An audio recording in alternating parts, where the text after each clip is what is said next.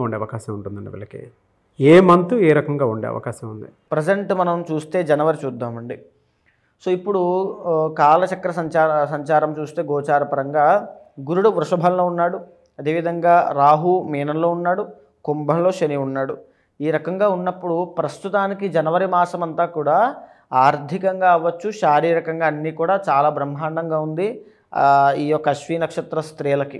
So చూసుకోక్కర్లా. కానీ రాబోయే రోజుల్లో మార్చి 30వ తారీఖు తర్వాత ఏలినాటి శని స్టార్ట్ అవ్వబోతోంది.